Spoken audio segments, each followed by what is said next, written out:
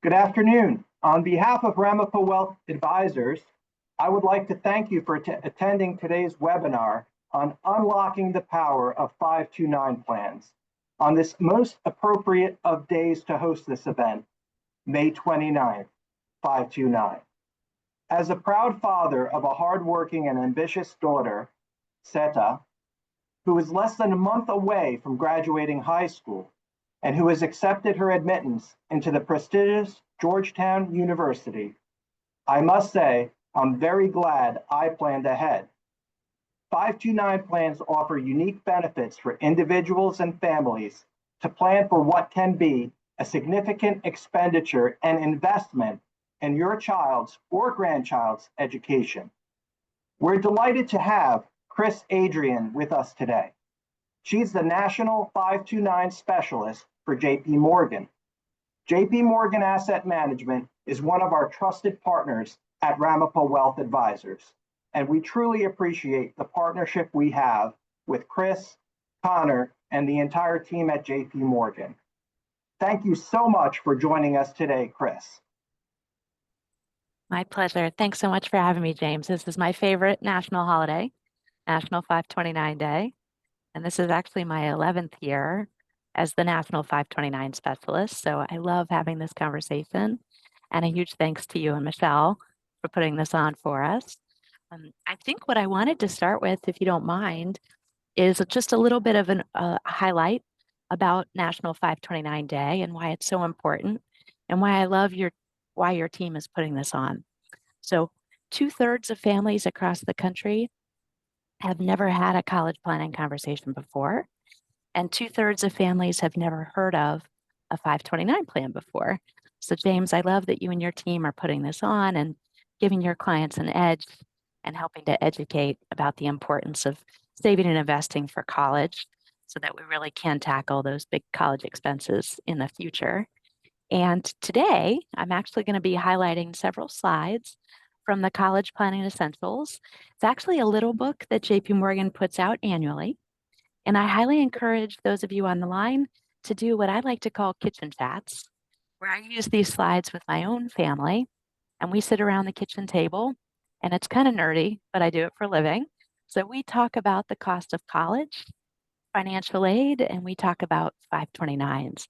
And it's actually made my children more invested in their schooling, but they're also really excited that mom and dad have a 529 to help cover the cost of college. So James, thanks again for putting us on. Congrats, by the way, to your daughter for getting into Georgetown. It's extraordinary. I'm really, really excited for you. Can't wait to see where she goes. So without further ado, I actually want to talk about my own two 529 beneficiaries. On the left-hand side is my son, Joe. And just like James, we are living this right now. My son, Joe, just finished up his junior year of high school. So he's going to be a senior, and we've been doing a number of college visits across the country already in his junior year. But Joe is actually my tri-sport athlete. He does football in the fall, wrestling in the winter, and he's a pole vaulter in the springtime. So he just wrapped up his track and field career for his junior year. So enormous upper body strength. And for years, my husband was convinced, because since he's a little boy, he's had huge upper body strength, that he would get some great athletic scholarship and maybe a full ride in college. And that turns out not to be the case. Joe is actually, he's got a big brain as well, fortunately for us. So hopefully he gets a great academic scholarship.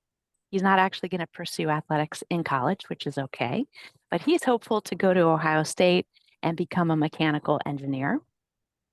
And then on the right-hand side is my daughter, Kate. She just finished up 7th grade, so she'll be an 8th grader. And she could not be more polar opposite from her older brother. She's actually my violinist with perfect pitch. So if you play a note, she will tell you exactly what that note was.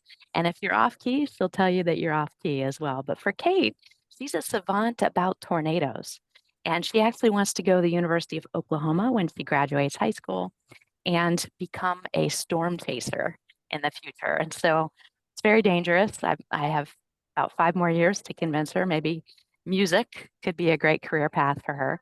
But for her, she actually wants to be a YouTuber that chases tornadoes and plays her violin and then produce high quality content on YouTube. So look forward to that if she does become a storm chaser in 5 years. Very much like all of you on the line, we have very, very high hopes for both of my 529 beneficiaries. So the first slide that I wanted to cover is regarding the cost of college. When we talk about the cost of college, I think it's really important to highlight tuition inflation.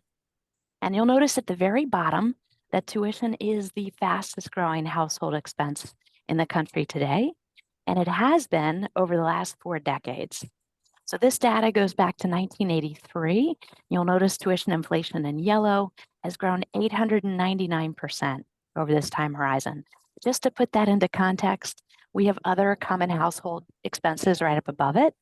Medical care, for example, has grown half as fast, 486% over the same time horizon. I think about my own medical care premiums, how much those go up every year for my family of 4, but it is nothing compared to tuition inflation. So if you look at that figure down at the bottom right, on average, tuition increases about 5.6% every year. And we know that half of families across the country are saving for college, which is great, but they have it earmarked in a checking or a savings account. And unfortunately, that's earning next to nothing today. So really want to encourage, especially those families, not just to save for college, but to get that cash off the sidelines and invest just to keep up with that 5.6% bogey. And that's why this next slide, this is future four-year college costs, is so daunting. So the way to read it is to find your child's age or grandchild's age across the bottom of the page today. The green bars represent 4 years all in at in-state public school. The yellow bars represent 4 years all in at out-of-state public school. And the blue bars represent 4 years all in at private school. So for example, for a newborn that's born today, when they go off to college 18 years from now, there'll be roughly $250,000 to go to 4 years of in-state school, $450,000 to go to 4 years of out-of-state school, and over $600,000 to go to 4 years of private college. For my own 2 kids, for Joe and Kate, I'm looking at roughly $450,000 for our family. And I've been in business over 22 years. That number is a little bit daunting to us. But the good news is, as long as you have time on your side and that power of compounding, you really can make a big difference in the cost of college and achieving your goal. So big key takeaway on this slide is, as daunting as it is, it's important for us to understand what is our number. And then James and his team can help you establish what is your goal and how do we back into that with a monthly, quarterly, or annual amount to achieve that goal. Now, here's the good news. This is the sticker cost of college. And when you factor in financial aid, hopefully, there will be a net cost of college. And so if I advance to the next slide, here we go. The financial aid reality check is a slide that we created to show, well, what is the national average for the financial aid packages that families are receiving? So at the top, you've got the grant reality in blue.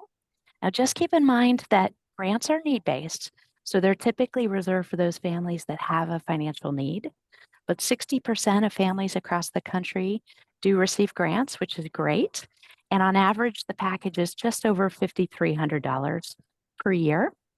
And if you look at those little blue bars off to the right-hand side, should hopefully cover about 11% of both public or private college. Now at the bottom, you'll notice the scholarship reality in green. The great news about scholarships is that anyone is eligible. It's based on the merit of the student, and 64% of families do receive scholarships every year. If you look in the bottom left, the average scholarship award, just over $6,500 each year. And then if we look at those little bars off to the right-hand side, hopefully we'll cover about 13% of public college or 19% of private college. So big key takeaway is while 13% or 19% is covered by scholarships, how do we help fund the other percentage? And hopefully that's where a 529 might come into play. Now, along the same lines as financial aid, a lot of families fill out what is called the FAFSA. And I'm sure, James, you probably will be filling this out for your daughter. But every family across the country is encouraged to fill out FAFSA, and that stands for the free application for federal student aid.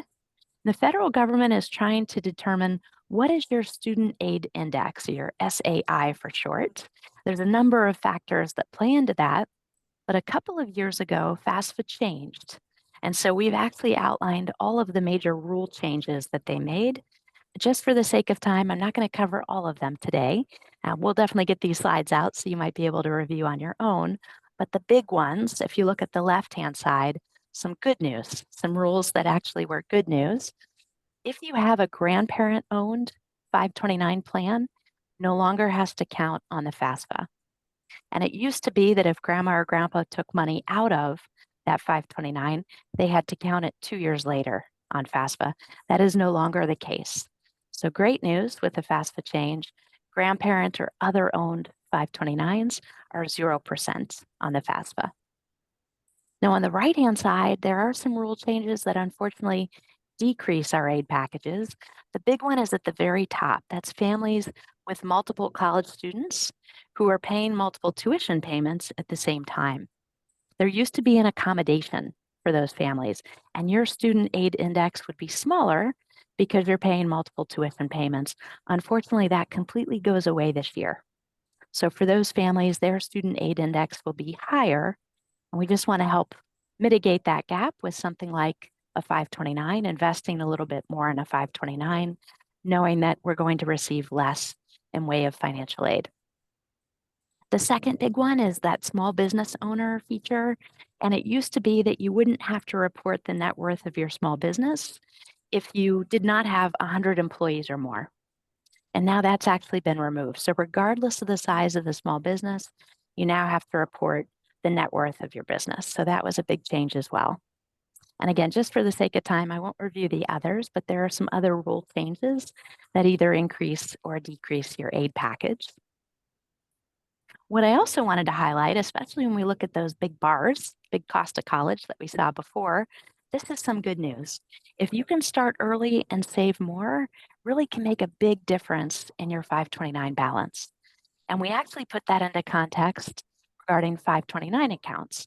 So if you look at the far left, for example, best case scenario where you're starting when the child is a newborn, so starting at birth, if you put in $100 a month, those are the blue bars.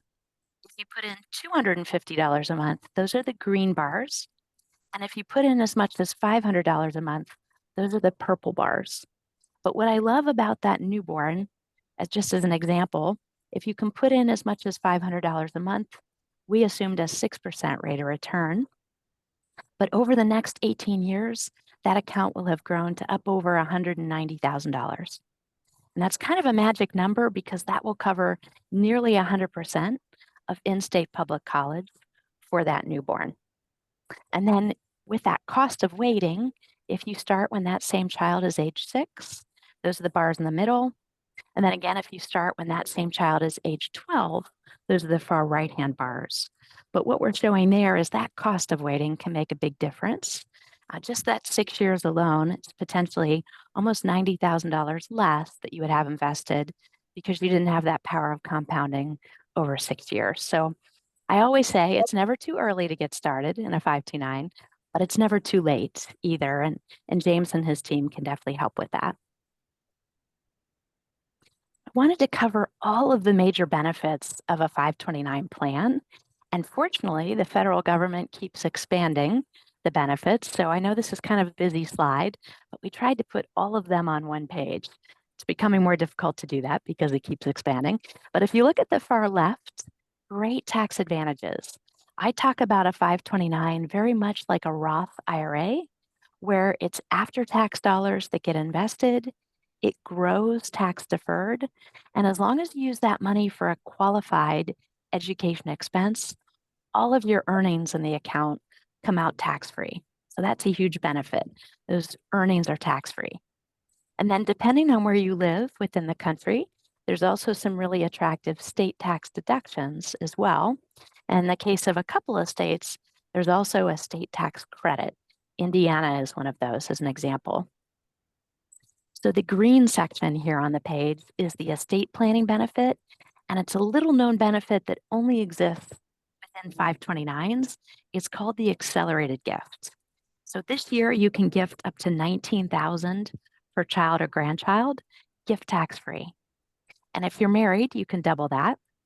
Within a 529 and only within a 529, you can accelerate that and multiply it by 5. So for an individual filer, you can gift up to $95,000, gift tax free. And if you're married filing jointly, you can double that, gift up to $190,000 per child or grandchild, gift tax free. It's a really powerful way to carve that money out of your estate, but also have all of those earnings grow tax free outside of your estate. And it's the only completed gift that can be revoked. It's also the only completed gift where you maintain full control of the asset. So that actually leads me to the yellow section. That's the control and flexibility. Within a 529, there's typically one account owner and one beneficiary, but the account owner always maintains full control of the account. Even when your child reaches the age of majority, you can continue to own it. You don't have to pass it over to them. You can also change the beneficiary on a 529 up to first cousin. So earlier I had talked about my son Joe. If he hopefully has a leftover balance, I can simply pass that to his baby sister Kate, and that's a tax-free event. I can also do that up to their first cousins. So my nieces and nephews, I can pass it there and down generations. So I can use these as legacy 529s if I have a leftover balance and continue to pass it down to their children or my grandchildren. So I love that feature as well. It also covers any qualified expense at an accredited US university or college anywhere across country. And there's also about 400 foreign colleges that are considered accredited as well. So if your student may be thinking about studying abroad, most likely one of the schools that they're thinking about is listed on the FAFSA website as well. It also covers trade school, vocational school, apprenticeship programs, which I know have become really popular over the last couple of years. And you now have the ability to roll over up to 35,000 of a leftover 529 into a Roth IRA. Now we'll get into the mechanics of that on a separate slide, just a couple of minutes, but definitely wanted to highlight that that's the flexibility that was recently added. And then really minimal impact on your financial aid eligibility. If mom or dad own the 529, only counts up to 5.6% of the FAFSA formula. If grandma or grandpa own it, again, that's 0%, which was the good news this year. And then in the purple section, really accessible and affordable. There's no income limit on contributions, no age limit. There's no mandatory withdrawals. So you don't have to do what are called required minimum distributions or RMDs. That doesn't exist in 529 land. And typically very low minimum investment to get started. Typically it's as little as $25. A lot of people have asked, I see all the great benefits of a 529, but how can I use them? And because this list keeps expanding, we had to create its own slide.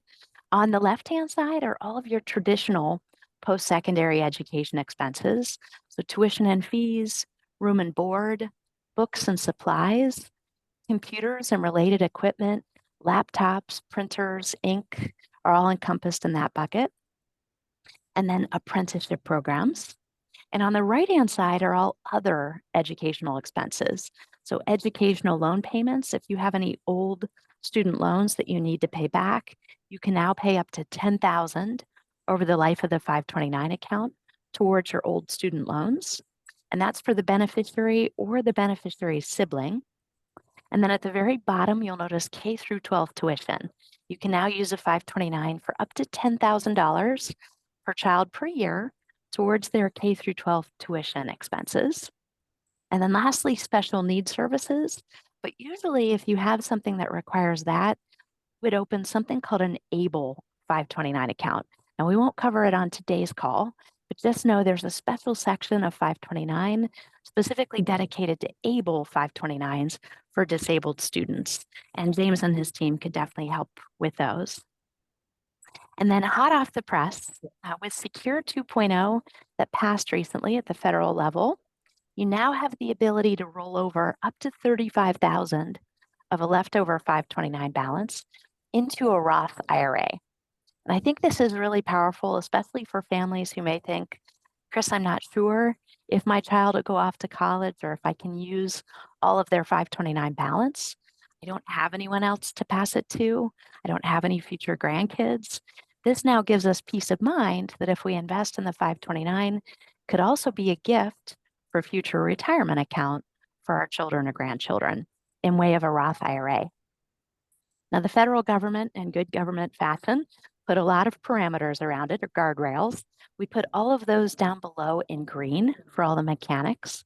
But just a quick highlight, if you look at the far right of the gray box, you have to have held the 529 15 years or longer, and you can't roll over anything you've put in over the last 5 years.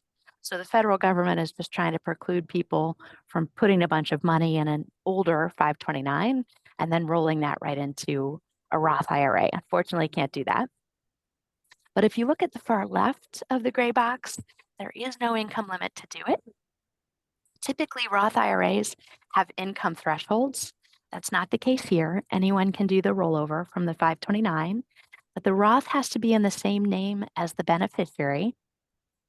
And the beneficiary does have to have earned income as well. So those are the big parameters. And then if we look at the top, if this family hypothetically does it between the ages of 23 and 27, they have a leftover balance in their 529 and they roll over up to 35,000. Hypothetically, and we assumed a 6% rate of return, they could have over 380,000 invested in the Roth IRA by the time their child reaches retirement age or age 65. So again, just a really powerful way that 529s continue to become more flexible and gives us more peace of mind that we can create a future retirement account if we need to for our children or grandchildren. And then those were my prepared comments for today, James. I know I just covered a lot at the cost of college, financial aid, and the FAFSA, which I know you are living right now with your daughter going off to Georgetown. Lastly, the 529s. So I wanted to pause there and see if there might be any questions from either you or your clients who might be on the line. I forgot to mention at the top of the presentation that if anybody does have any questions, feel free to write them in the Q&A section on the webinar. But one thing I did want to talk about and maybe pose as a question to you, Kris, is with the 529 plans, the way that they're invested, certainly over, if we have an 18-year or so window of time, the way that that money is invested matters quite a bit in terms of the type of outcome. And I see on the illustrations you have here, a 6% annual return kind of put in there. I presume, for compliance reasons, we need to, be somewhat conservative in our estimates. But could you touch upon the investment choices and the importance thereof of making the appropriate investment allocation for your 529 plan? Yeah, great question, James. So usually 529 plans have 3 different investment options that you can pick from. They'll have an age-based or year of enrollment option that's based on the age of your child today. And as your child gets older, it will automatically become more conservative over time. And then once they reach the age of college age, 18, presumably, then it is a very conservative allocation because they're also going to be drawing down on that principal to hopefully make some qualified withdrawals. So that's the first way that people typically invest. The second way is an asset allocation portfolio. And those are usually risk-based portfolios based on the risk tolerance of the client. So if they don't like the glide path, that's okay, because they could pick from something like an 80-20 portfolio or a more moderate 60-40 or very conservative. So obviously they could work with you, James, and team to figure out what might be the best suited investment. And then the third way that clients invest is called individual portfolios. And that's where you can mix and match different mutual funds or exchange traded funds within the 529. Now, 529s do have defined portfolios that you would invest in. So not open architecture, but usually clients can choose that. The only caveat is you can only exchange twice per calendar year within a 529. So you want to be cautious that you're not market timing, especially when you do the individual portfolios. But those are the three major ways that typically we see clients investing. That's terrific, Kris. We often compare the 529 menu to almost like the 401k menu you might have through your employer. You have a menu of investment choices to choose from, and selecting the right choice is definitely something we work together with clients on making, because we think the impact it could have on the total return is significant, especially over time, similar to retirement. We did have a couple other questions that were posed, so I'll just put them out there. I think they're great questions. The first one is, what about a 529 plan for a niece or nephew? Does that apply as well? I love that. Yes, you can definitely open a 529 for benefit of nieces and nephews, and it does not count on their financial aid form. So when they're filling out the FAFSA, fortunately, if it's owned by auntie or uncle in this case, it is 0%, just like grandma and grandpa's 529. And what a beautiful gift that auntie or uncle could make. I wish that my siblings had made 529 contributions. Not yet, but there's still time. That's so great. Too, right? Because of that tax-free growth of that gift over time. That's right. That's exactly right. Yep. One last question, Kris. If you change beneficiaries, does it reset the clock for the Roth conversion eligibility? Great question. So with this slide that's up here on the page, we actually made that gray on purpose down below because it is still a gray area. The way that the IRS wrote the provision in Secure 2.0, it's unclear. So if you change the beneficiary, or if you change 529 plans or account owner, does it reset the 15-year window? Because it's unclear, we've actually asked the IRS to provide better guidance, and they haven't yet. So in the interim, the industry is moving forward as if it's written flexibly, that you can change the beneficiary and it does not reset your 15-year window. And that's because we don't want to penalize families that may have opened one 529 account and then they're changing beneficiaries for qualified withdrawals. Sometimes we see that. We definitely don't want to penalize a family like that from being able to do the Roth rollover in the future, by changing the beneficiary. So hopefully that helps. And sorry, James, go ahead. The Secure 3.0 for that. That's right, exactly. We definitely need clearer guidelines because everything that's in that gray box down below was written very gray in the provision. So I would also say, and I think I was supposed to say, work with the tax professional and make sure that the CPA is on board with doing a qualified rollover to a Roth and making sure that you're eligible to do that. Fantastic. Thank you so much, Kris. And I think that's all the questions we have for today. And again, I just wanted to thank you, Kris, and Connor, and the team at JPMorgan for being with us today. We thank you all for being in attendance. And, we plan to offer this on an annual basis because we think it's really important for us to take advantage. Really, this is one of the, in my opinion, one of the best opportunities, especially for higher net worth individuals and families, not only to plan for the education of children and grandchildren, but also as a very effective way for intergenerational wealth transfer. Something that is not explored often enough, and is something that we look forward to talking with you about individually. So with that, I'll say thanks again, and have a great 529 day. My pleasure. Thanks so much for having us on today. We're grateful for the partnership.